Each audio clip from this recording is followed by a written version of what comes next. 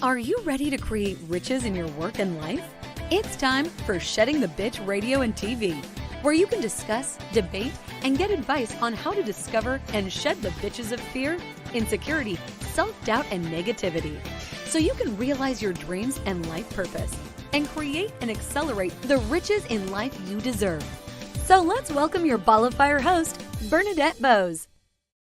Good day, everyone, and welcome to another episode of Shedding the Bitch Radio and TV. Of course, I am Bernadette Boas of Ball of Fire Coaching, and this is being brought to you by Ball of Fire Media. Well, I am so excited that you're here today because I want you to be unapologetic as we go through this discussion, and I'll get to that in just a minute.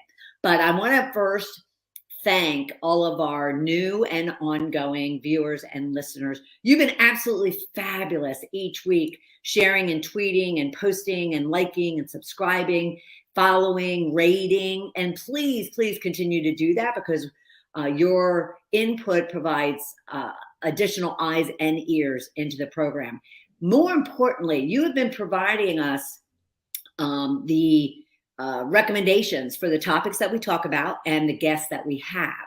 So that's huge because we want to bring you the people and the topics that are of interest to you. So please continue doing that on any one of our Shedding the Bitch platforms across Facebook, Twitter, YouTube, LinkedIn. We get a lot of them there. So please continue to do that as it really allows us to make sure that we're hitting the sweet spot of what it is you want to hear about each week. All right. I also need to thank our sponsors. NG Tax Solutions is a full-service financial and tax services company that services small to corporate-sized clients. Debbie Smelling and her team are fabulous, whether it's your personal or business needs. So please reach out to her at ngtaxsolutions.com. And then, as I've mentioned, that we have a more local Georgia sponsor, and that is Up Top Roofing of Atlanta. And Jay and his team have been kind of part of the Shedding the Bitch community for a good number of years now. And he just absolutely loves it and loves what we're doing, and has kind of reached out and said, I'd love to sponsor what it is that you're doing. So if you have any home services or roofing needs in the Atlanta, Georgia area, please reach out to Jay and his team at up-toproofingofATL@yahoo.com. All right, now let me introduce this topic because, again, you're going to want to be very unapologetic as we go through this conversation with our guest. So we're going to be talking about how you should unapologetically claim your entrepreneurial success. So our guest, she provides a combination of personal and professional development, entrepreneurial development, to help you accelerate the riches in your work and life from the inside out. That's key, from the inside out. So what we're going to be discussing is why creating your own definition of success is crucial, and how to stake your claim unapologetically with and then ways to use your vision and your voice to elevate your success. Now, for our guest and for all of you, especially those of you that are new to the show, I provide you a rich question. So what these are questions that really help ground you in the discussion. So you might join us and say, is this for me? And yet at the same time, this question really has you start thinking about it even before we get into the discussion. And then 99% of the time you go, ooh, there is something in this for me and I need to continue listening or watching. So your rich question about our topic today is really on a scale of 1 to 10. On a scale of 1 to 10, how unapologetic are you right now about your own entrepreneurial journey? Now, we do have some corporate professionals out there, so you could also be considering that for yourself as well. But on a scale of 1 to 10, how unapologetic are you about the fact that you're pursuing your dreams and going after your entrepreneurial passion? So let me introduce our guest. She is the entrepreneur coach. Bri Seeley helps female entrepreneurs create highly profitable businesses. She believes that entrepreneurship is the way to close the wage gap once and for all. Bri works with both established and emerging female entrepreneurs to develop their custom business strategy, take effective actions, and streamline their systems to ultimately boost their profits. So whether they're ready to make your first dollar or your first million, the entrepreneurial coach, Bri Seeley, will help you create long-term sustainable success on your terms. An entrepreneur herself since 2007, Bri was the recipient of Stevie Awards for Business Coach of the Year and Business Woman of the Year, and named Outstanding Business Owner by the Los Angeles Mayor's Office. She is the top entrepreneur coach on Google and has been featured on hundreds of outlets, including Good Morning America, The Today Show, Forbes, Entrepreneur, Yahoo, and more. So please help me welcome our guest, Bri Seeley. How are you, Bri? Hello, thank you for having me. Oh, I am so excited to talk about this because nothing gets me more excited about helping people claim apologetically what it is that they're going after. But before we get there, I always like to help our viewers and listeners get to know our guests kind of personally. So what can you tell us about yourself outside of maybe the workspace? And then we'll certainly get into our conversation. So a few fun facts. I am a proud cat mama. My baby has been with me for 16 years. Oh my. And I actually have a tattoo of her on my shoulder. We've had quite the journey together. She has lived in more states than the average American has been to. Wow, that's awesome. Yeah. So little known facts. That's awesome. And what is her name, by the way? Her name is Peaches. Peach. Oh, Georgia Peaches. No. But that's adorable. Peaches. How cool is that? Well, I love that fact. Now, at the same time, when it comes to your own journey, what was it about kind of hitting on this topic about, female entrepreneurs really unapologetic, you know what I'm trying to say. Oh yeah. No, it's a hard word. Unapologetically claim their entrepreneurial success. What was it about that was important to you? Yeah. So I grew up in the Midwest in a super small town. I was raised by a single mom. My dad passed away when I was in my teens, owing my mom a lot of money in child support. Oh. And as a result, my mom had to work really hard when I was growing up. In fact, I think at one point she had like 2 jobs and then also took on like multiple side projects just to make ends meet. Right. And so I watched her kind of struggle in terms of her earning capacity. And then, I got into my own journey and really kind of decided that I didn't want to have those same struggles. And even though, I just turned 39 this weekend, we are still, as women, under earning our potential. Mm-hmm. And they say, I've read reports that it'll take everywhere from 150 to 250 years for us to close the wage gap. Mm-hmm. And I look at that information and I'm like, it's actually really simple. Like if corporations wanted to, they could choose to close the wage gap. Like they could just decide to do that. And for however, for at least 100 years, they have chosen not to do that. So what are we waiting for? And so, I watched my mom struggle to make money. I struggled at the beginning of my career and I just decided that I was done with it. And so the more and more I got into my entrepreneurial journey, I realized that this wasn't just the case for me and, my mom, it was the case for a lot of women, is that not only are we under earning in the corporate sphere, but we're also holding ourselves back from our earning potential in the entrepreneurial sphere. And so, I'm passionate about entrepreneurship because to me, it is the pathway to unlimited access, whether that be wealth, whether that be time freedom, whether, whatever that thing is that you want to create. But for me, entrepreneurship is that path where we as women get to finally say, I'm taking responsibility for creating the life that I want to be living. And it's up to me to say yes to that path. So that's kind of how I've spun into being more and more and more passionate about entrepreneurship over the last 15 years. Yeah, absolutely. Well, and there's two elements of your story and what it is that you kind of, what your platform is and what you coach on and what you speak on. And so the first one I want to ask about is, you had just mentioned that we're holding ourselves back. Women are holding ourselves back. How are we doing that? So first off, we consistently, all of the women I work with, consistently, my first piece of insight to them is you need to raise your prices. So we tell all these stories about how we can't charge what we need to be charging. A lot of new entrepreneurs tell stories about how they can't charge that because they're inexperienced, yet most of them are coming in with decades of experience, just not working for themselves, right? Working for someone else. Right. And so, I mean, a lot of it is our pricing, but it's also our mindset. You know, we have all grown up with this idea that we deserve to earn less. And so we end up bringing that with us, not just in the corporate world, but into our businesses as well. And then we start to run our businesses from this idea that we need to charge less and we need to earn less. Right.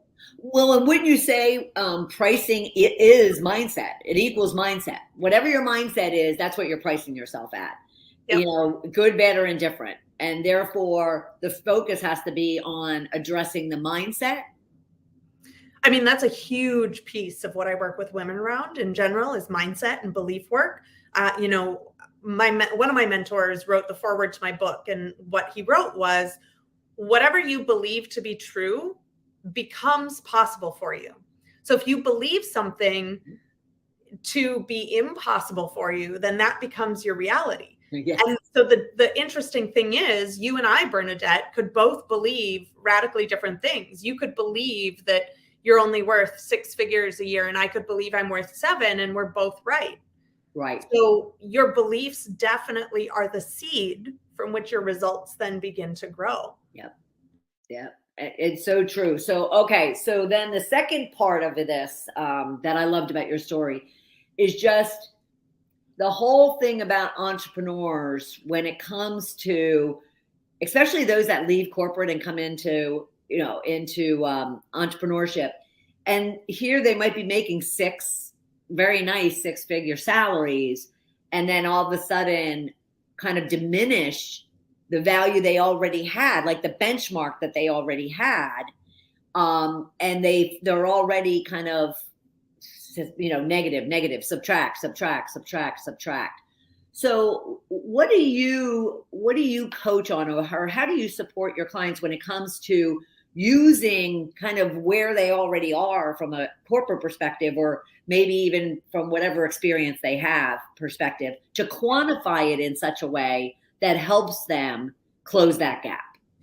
So one of the first things is that I know that this especially happens with women. It might happen with men as well, but we have this idea that we need someone else to give us money, and that's kind of the only way to make money, right? So like we need to be under an employer in order to have a paycheck. I can't tell you how many times women come to me and they're like, oh, I just am really nervous about starting a business because I won't have a steady or consistent paycheck. And I'm like, but you will.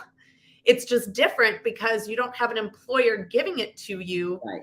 You get to create it for yourself. And so I think that's one of the biggest first off mindset shifts for women, especially coming from corporate into entrepreneurship, is that it's not someone that's like handing you a paycheck consistently every week. The power dynamics shift where you are the one who's not empowered in a corporate setting. You are the one receiving from the one who has the power. And then you are walking into entrepreneurship being the one who has the power. And the shift is that you then get to create your results for yourself. Yeah. So I remind women then from that point that they actually deserve to make more because of that, right? You're taking on more responsibilities. Right. You're taking on more actions. Right. Maybe your employer is the one that brings in the clients and you just get to serve them. Well, when you're an entrepreneur, you're both bringing in the clients and serving them, right? So yeah. I like to remind women of like the actual proof of things, not to mention going back and saying, quantify your experience. You know, what are the wins that you've had? What is the proof that you've had? And we kind of just walk through the comparison and we look at it as facts rather than, you know, the perceptions that we've created in our minds. Yes. And have you found, only because I come from a corporate services background, and so I was kind of billed out, you know, at a certain rate. And so when I came out on my own in 2008, I already had that baseline. It was kind of like, okay, I was making $500 an hour, you know, billed out to clients for my company, for the business, why don't I just continue doing that? Because my value and contribution hasn't changed. Just the person, like you said, writing the check is now changing. Does that make sense? Is that something that they could also consider and we're not just talking pricing. I don't want to make it seem as if we're just talking about pricing. It's really them valuing themselves, right? Totally. Yeah. And I mean, if that's a good benchmark for you that you can start there, then start there, right? One thing I like to encourage women is you don't want to go from, nothing to everything and then spin yourself out into imposter syndrome and just like go so far out of your comfort zone that it paralyzes you. Right. So if you have a gauge on where your thermostat is currently set, then start there and then give yourself a benchmark. Okay, right. In 6 months, I'm going to reevaluate. And then generally, right, when we're turning up a thermostat, literally, our furnace doesn't necessarily have the capability to jump from 70 degrees to 100 degrees, right? It increases degree by degree by degree by degree. And so that's how you can look at your pricing as well, is start with where you currently feel good and schedule something into your calendar to make sure you're reevaluating and reassessing that on a regular basis. Because I think oftentimes too, we just end up setting our prices and we get so comfortable in them that we just continue doing that. And we forget that, our expertise is growing, our value is growing, and we need to, consistently be reevaluating where we're at in terms of our worth and our value. Yeah, I love that. I absolutely love that. So when it comes to apologetically claiming, first off, what does that look like? To literally, what does that feel like, smell like? I mean, what does it mean for someone to unapologetic? You know what I'm talking about. Well, here's the interesting thing is that it's really different for every single person. So for me, when I think about owning the fullness of who I am in the world and what I'm here to bring and the impact I'm here to make, I can feel it in my body. I can feel it's kind of like this effervescence or bubbly. It's inside my body that really excites me and helps me continue to get up and move forward every day. And so what I would say to people is when one of the things I really recommend, and this is something I teach a lot of as well, is really first off, giving yourself permission to want what you want. How often do we think I would love to do this thing someday, but, and we're constantly putting those buts in and we're constantly stopping ourselves and cutting ourselves off and bringing us back to that's not reality. Well, it will never be your reality if you keep cutting yourself off from it. So give yourself permission to sit down and think about all of the things that you desire. If you had unlimited access to whatever you needed to make it happen, what would you do? What is the life that you would create? And then how does that feel on the inside? So those are some little ways to begin. And then once you've kind of crafted that, and again, every single person's definition of success is different. Yes. I have a podcast. I've interviewed over 100 people about their definitions of success. Even people that both may have the same, have the definition of say freedom, it looks different for every single person. So give yourself permission to want what you want. Give yourself permission to create that unique definition. See how it feels in your body. And then you just have to start each day asking how can I get 1% closer to that vision today? Right. I love that, because you talk about the fact that you help them develop their custom business strategy. And I would expect that some people might look at their vision, what you're describing right now, as part of their business strategy, and other people really wouldn't see that.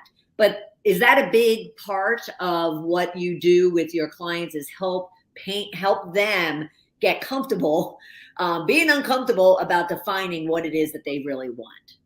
Absolutely. I talk a lot, especially if you're looking at growing your business, there's three really key ingredients. Yes, it's your customer. Yes, it's your business, your services, you're offering your product, but it's also you. And so if you're building out a business that goes against your core values, or if you're building out a business that is counter to that vision that you have, it's going to be really difficult, one, to show up for that business every single day and continue to be motivated by it. And you're going to have a really hard time building it because it's constantly in opposition to who you are in the world. Yep. Quick example of this, my first 8 years of business, I was a fashion designer. I had my own fashion label. And what I discovered after I closed it down is that my top core value is actually freedom. And when I discovered that, closing down my fashion brand made so much sense. Even though it had already been closed for 18 months, it made so much sense because what I realized was having a fashion business is not freedom inducing. I had to have an office in downtown LA. I had to have machinery and equipment and supplies and merchandise and go to the post office all the time and be in person and doing fittings and like all these requirements that really felt like prison to me. So you are a huge element of whether you're starting a business or growing a business. You are kind of the beginning and the end of your business to a point. And so you have to make sure that your values, your vision, your zone of genius, your desires are all being incorporated into that business, either plan or growth strategy, depending on what stage you're at. Right. I love that because I won't go into it. A lot of our viewers and listeners know my story, but I dealt with that for a good number of years at the beginning of my journey. And I'm so glad that I found it sooner. I found the disconnect, I wasn't being congruent to kind of who I was and what I wanted. And it's so liberating. So if anyone listening or watching have an opportunity to work through that with someone like Bri, then certainly you want to do that because that's a huge part. Now, actually in more detail, what really stops women from being unapologetic, just owning what it is that they're doing and why they're doing it? Yeah. So 2 of them we've already touched on. One, kind of the societal ideas of, who we are and what we're, women are supposed to be in the world, what we're, I always say when women entered into the workforce, we entered in, for the most part, the masses of women entered in around World War II. And at that time, we were told what positions we could occupy, how many of those positions were available to us as women, and then what we were allowed to make in those positions. And the truth is that we've made a little bit of changes and a little bit of evolution, but for the most part, that hasn't changed. So, that's a huge one. That's a big one. We have to decondition ourselves from the learnings that we've had around those ideas. The next one that we've also kind of talked about a little bit is just our own narratives, our own self-talk about what's possible for us, about, what we're capable of, about what we deserve, all of that stuff. And I would say the last thing is the people around us. And this can be a really hard one for people because we hold on to a lot of people simply because they've been in our lives up to this point. And so, they need to occupy the same roles in our lives for the rest of it. And it's just not true. And not to say that you should just arbitrarily be going out and cutting people out of your lives. But if there are people around you that don't understand your life as an entrepreneur or don't support you in making more money or are around you all the time telling you that you need to shut your business down or go get a job or, any of those things, that can have hugely detrimental impact to you, not your mindset, but also the results you're creating in your business. So, making sure that you're being really clear about who's around you, how they're contributing positively and negatively to you. And then if they are contributing negatively to you, having the gumption to put in place boundaries, whether that means that you sit down and have a conversation around you are not allowed to bring up these topics with me again, or it's something like you have firmer boundaries where you just don't engage in a, in-depth relationship with them any longer. I think that's probably one of the hardest ones for people. Sure. It's so important. You have to have people around you, not to say that you need to surround yourself with yes people, right? All people that are like, yes, you're doing great when you're not. But you need to be surrounded by people that are going to encourage you and motivate you to continue to get better and to do the best that you can unapologetically as an entrepreneur in the world. Yeah. Well, and I love that because, some of those people that you're talking about are like parents, children, spouses, or partners, significant people. Forget about like even the best friend, But some of them are like, blood. Some of them are, housemates and children mates and whatnot. So kind of creating those boundaries. I love that.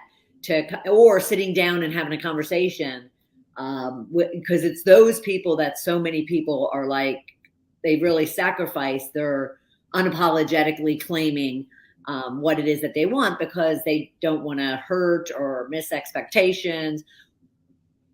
What more beyond sitting them down should they be focused on in order to kind of help get people on board or if they're not on board, they still have to live in the same house maybe? Yeah. So the first thing I'll say about that is reminding you that having one conversation is oftentimes not enough. So it's going to take continued boundary settings to say, hey, we had a conversation about this and you agreed that, So that's the first thing.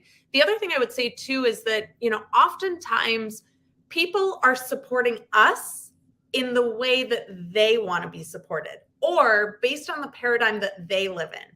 So I'll give you an example of this. And I say this up front. I love my parents. I love my parents so much. And I live and work and operate in a radically different world than they do. Neither is right nor wrong, but they grew up in a society or world where there were certain things that qualified a job and income, right? I live in a world where with access to the internet, I have clients everywhere. My parents have no idea how I make money in my business. And so because of that, my stepdad, bless his heart, has said to me, now remind you, I've been an entrepreneur since 2007.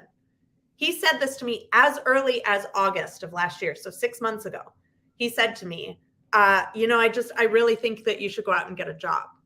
And he's not saying it out of malice, right?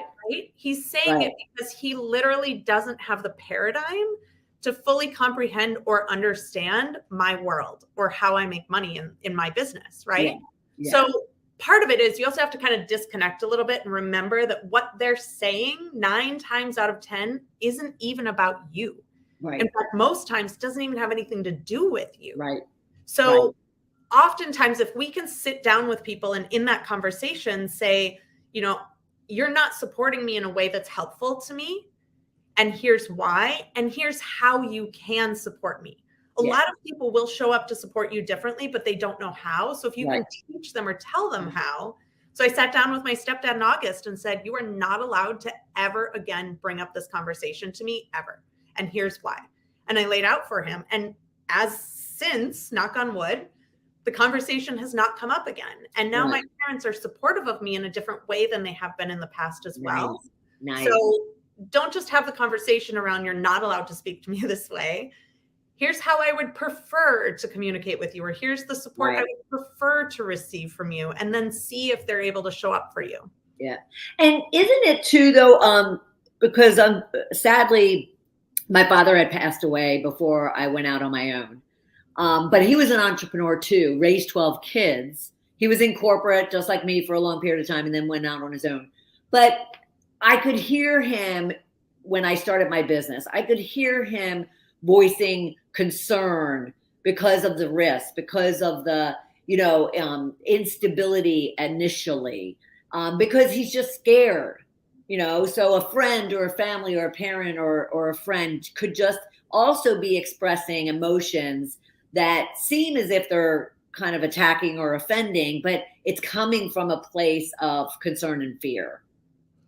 Yeah. And which again, I would say it's the concern and fear of that person too, right? So again, yes, they're directing it at you, but at the end of the day, again, it kind of doesn't really have anything to do with you. And it's your choice at the end of the day, whether you want to adopt those concerns and fears as well, or if you want to operate in a different paradigm to create, a different reality for yourself. So again, it's that unapologetically taking a stand for, here's what I'm choosing. Yes, I acknowledge that there's risk involved, but I also acknowledge that I have the power to create whatever I want to create. So what am I focusing on and what am I creating? And that gets to be my driving force. That gets to be who I show up as unapologetically in my business every single day. And, I can love and bless the people that have care and concern for me. And I still get to go out and do the vision that I have set forth for myself because I can and I deserve it. Now, do you run into not situations, but do you run into clients, maybe they're a parent, you focus on female entrepreneurs, and maybe they're a parent, maybe even a parent to a daughter.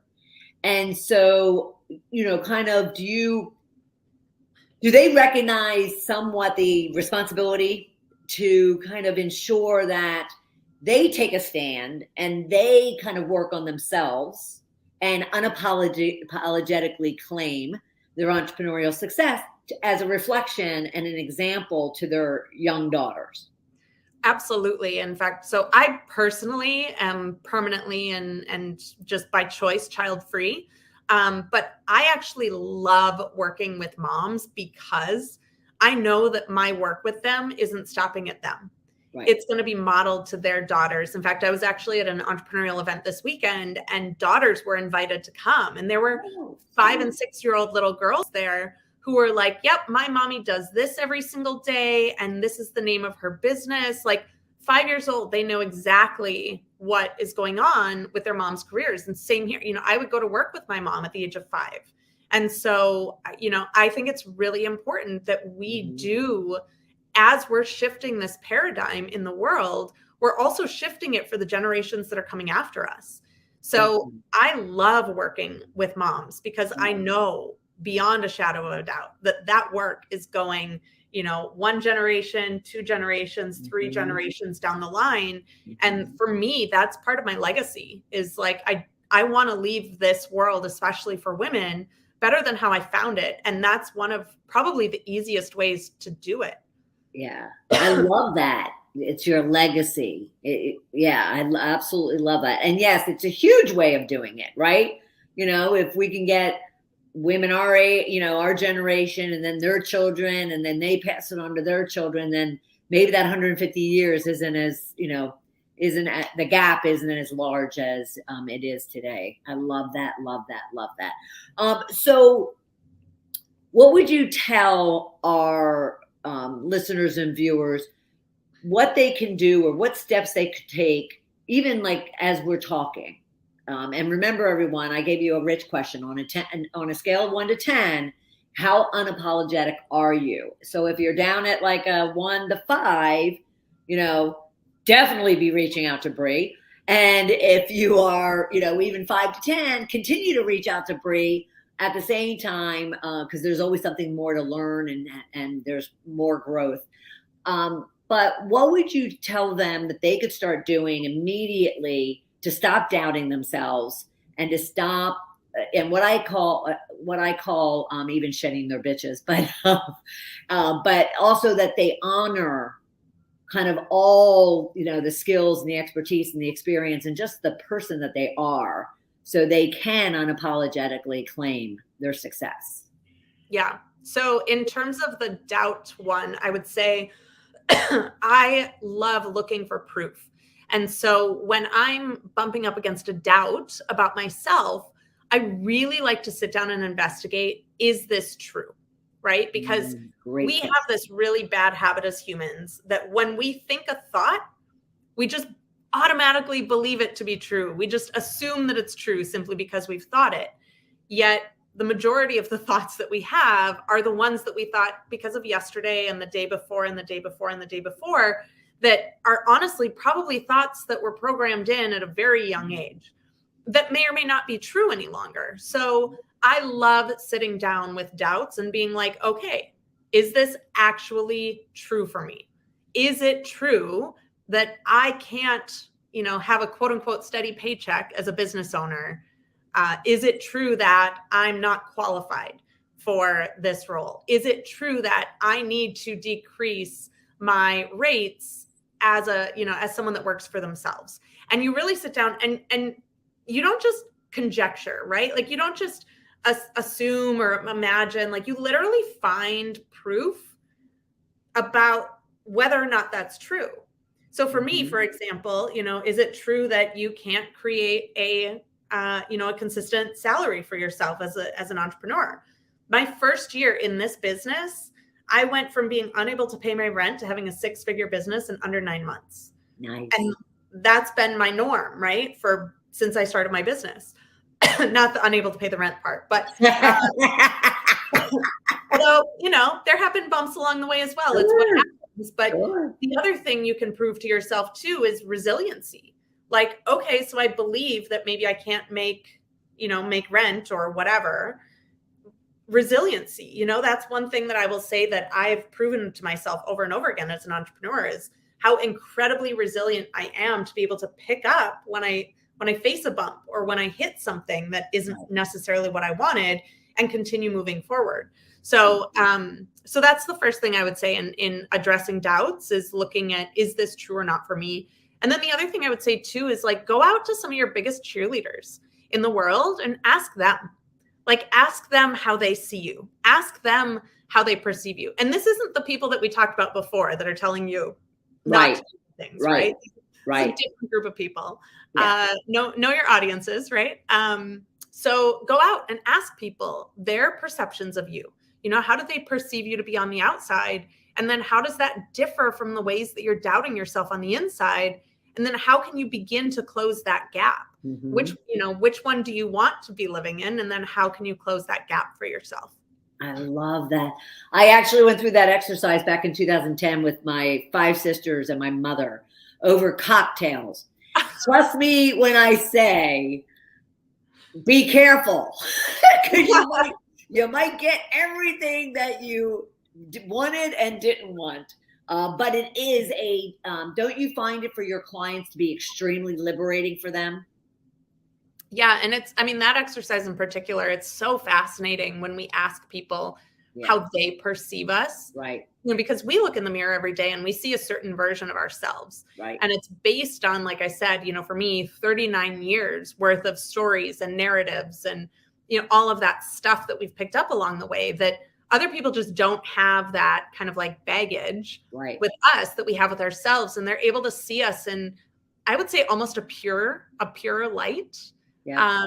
And they're able to just really reflect back to us truths that we are oftentimes blinded from seeing because we are still holding on to, that 7-year-old girl that did the thing or that got, whatever. Right. So yeah, it's a powerful exercise. Yeah, it really is. And you said something at the beginning and it keeps coming up in my mind, in my version, as we're talking, but because it was the biggest shift for me. But you had said much earlier in the discussion, something to the effect of you'd be surprised at how little people think of you, meaning like, you're all in your head about, worrying that you're not good enough or smart enough or pretty enough or, capable enough.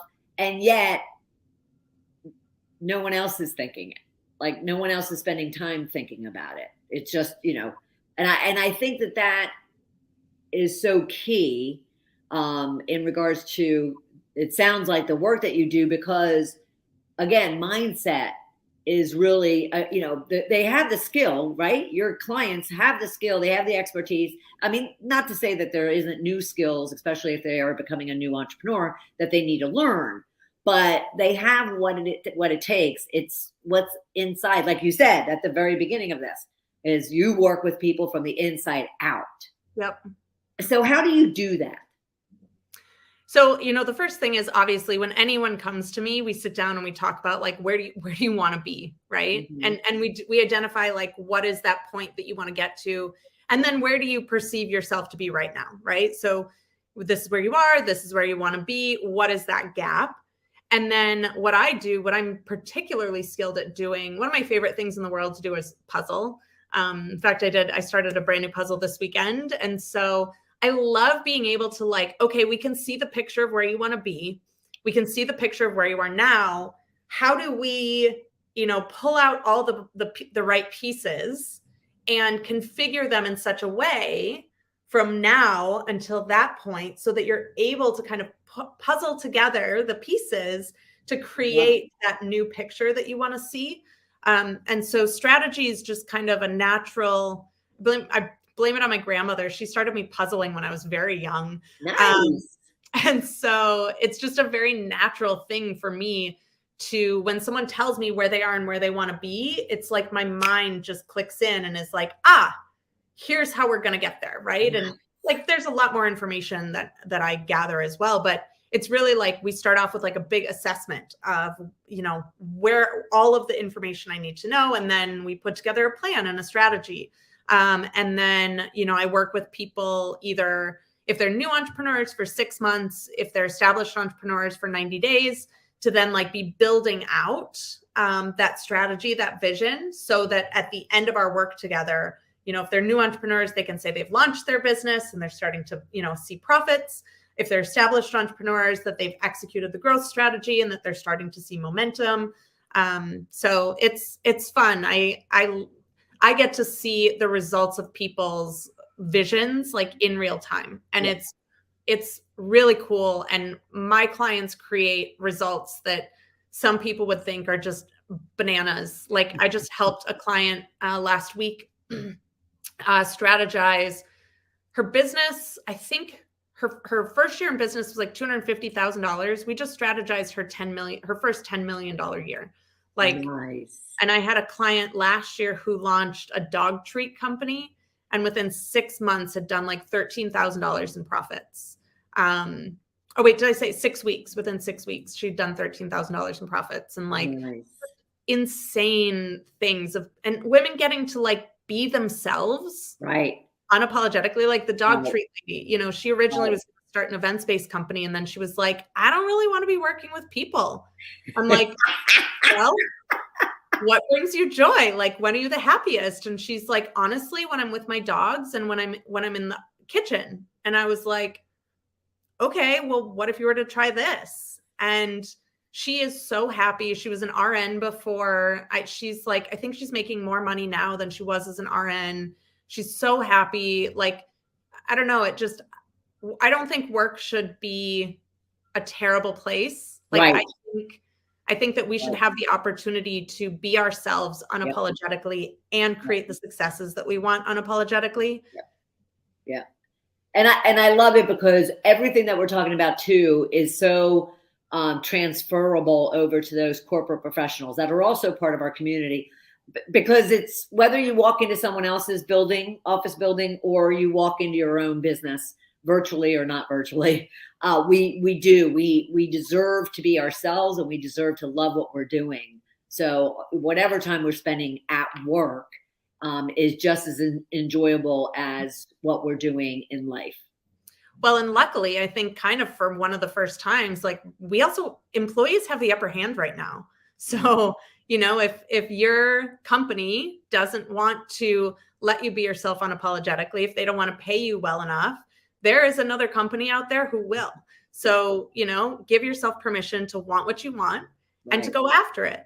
Yeah. Like, no one else is going to give it to you. So go after what you want and create that reality for yourself. I love it. I love it. Now, we were talking about, how you were helping your clients, kind of all of a sudden springboard into really starting or growing their business. So help us. You have by the time this airs, or after this airs, you have a 10K in 10-day free challenge. So give us a little bit more detail about that. And then I am also sharing the link of briseeley.com/10K that anyone interested can look into. But share with us what that's all about. Yeah, so it's funny. I had a friend call me up several years ago and say, I'm doing this weird challenge. Do you want to do it with me? And I was like, sure, whatever. What is it? He was like, we're going to make 10K in our business in 10 days. And I was like, okay. And the first time I did it, I failed. Like, I didn't hit 10K at all. But I've done it a few times with colleagues, just kind of behind the scenes. I don't really tell anyone I'm doing it. And this last time I did it in August, I think I did 60K in 10 days. So I was like, why am I not doing this with other people? Like, I want women to make more money in the world, and men too. Guys can join this as well. And like, why would I not launch this as like a public offering? And so for the first time, June 6th through the 17th, I'm doing this 10K in 10 days. We're going to hopefully If you are just getting your business started and 10K is like way outside your comfort zone, probably don't go for 10K. We'll talk about that. But whatever, if you want to make an extra $1,000 in your business, an extra $20,000 in your business, come join us. It's going to be amazing. I am hoping, fingers crossed, for a lot of signups, because the more signups we have, the more collective earning potential that we get to all pool together as well. Yeah, sure. Absolutely. Absolutely. All right, everybody. Go to briseeley.com/10K. Check it out. Sign up. What else do you have to lose? 10 days.